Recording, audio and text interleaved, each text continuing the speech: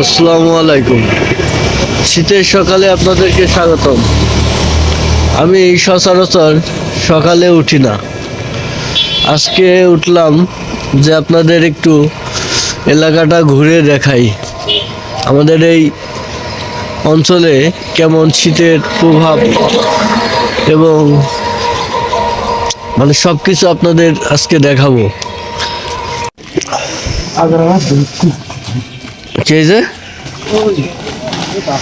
সকাল সকাল সাদিমান ভাই নিজের ব্যবসা শুরু করে দিয়েছে। চায়ের দোকানে এখনো চা শুরু হয় নাই, এই যে মাত্র চুলা জ্বালাইছে। কি অবস্থা চাচা? তোমাকে করলাম কাস্টমার একটা এখনো চা দেয়নি। এই চা দাও, চা দাও, তাড়াতাড়ি চা দাও।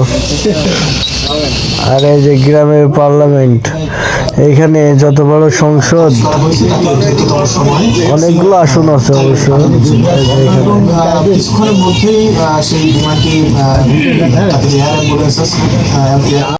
কথা বলবেন, আমরা সেই কারণে এখানে অবস্থান করছি। এই ছিল সর্বশেষ। এটা হচ্ছে হাসুল ভাইয়ের চার দোকান। অনেক সুন্দর দুধ চা পাওয়া যায়।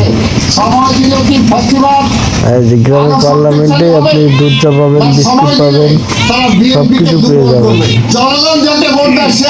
শুধু সকাল সকাল উঠে গরম গরম খেতে হবে। এই যে দুধের শোয়ার পড়ছে কত। হাসুল ভাই একটা চা দেন। আর তো চা, নাস্তা, পরোটা, খিচুড়ি আপনি সবই পাবেন এই সকাল সকাল। শুধু ঘুম থেকে উঠতে দেরি, আপনার নাস্তা হাজির হয়ে যাবে। আর অটো স্ট্যান্ডে সিরিয়াল, মানে গাড়ির চেয়ে তো যাত্রী কম। এটা হচ্ছে হাটবাজার যে মসজিদের সামনে, এটা হচ্ছে প্রাইমারি স্কুল। এবং ডাল, খিচুড়ি খুবই সুস্বাদু, পরোটা, এবং জেলখানার ভিতর থেকে এই পরোটাও তৈরি করছে। আর আমাদের কলিংস ভাই সেটাই নিয়ে যাচ্ছে। দেখি ভাই কি নিয়ে আসছো? না এই যে সাদেরের পরোটা, নাস্তা, সকালে সকালে নাস্তা। কি কি পরোটা আর কি খিচুড়ি নিছেন? ভাজি, ডাল, খিচুড়িও আছে। আচ্ছা, একটা মিষ্টি বানাচ্ছে। কি মিষ্টি? রসগোল্লা। বেশ ভালোই তো। তাই চাচা যান ভাই, ঠিক আছে। আসলাম। দুই বাবু তো কোথায় গেছিলে বলো? গাড়ির সিরিয়াল দিতে গেলাম আর ওকে ঘুরে নিয়ে এলাম।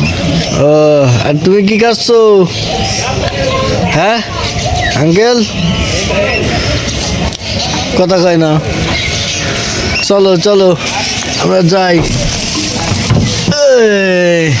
আসলে সকালের পরিবেশটা অনেক সুন্দর, চারিদিকে নিরিবিলি এবং খোলা মুক্ত, দূষণ মুক্ত এলাকা, খুবই ভালো লাগে।